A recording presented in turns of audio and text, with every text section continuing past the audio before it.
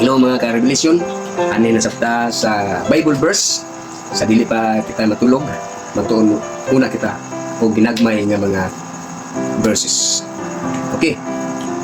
Nagunaw na ba kita nga giun sa paghimo sa Dios ang kalibutan ug sa tao? Doon na ba'y kalainan sa paghimo sa Dios niining duha kabutang kalibutan ug tao?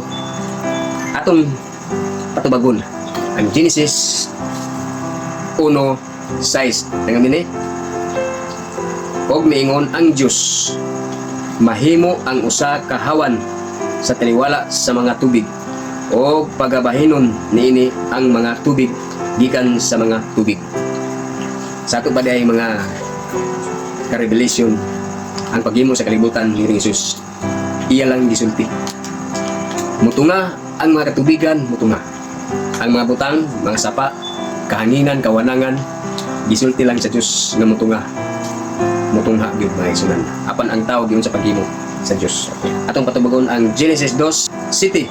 Giomol ni Jehova nga Dios ang tao gikan sa abog sa yuta o gihuypan niya sa mga buhok sa iyang ilong sa gininhawa sa kinabuhi og ang tao nahimong kalag nga may kinabuhi. Anawa? Ang pagbuhat sa kalibutan ug ang tao, espesyal ang taong paghimo.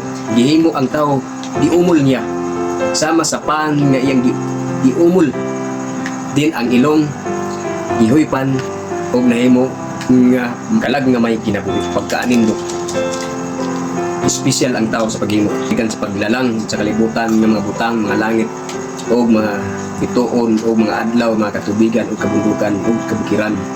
Apan ang tao, mga ka-revelation, giumol sa Dios. Unsa ka importante ang tao sa Ginoo? Siya gi-espesyal, giumol, gihuypan og kini nahimong kalag nga may kinabuhi. So mao kini ang atong ginagmay nga Bible verse ning takna sa bihon. Magayong kaninyo. Daghang salamat. Oh, God bless.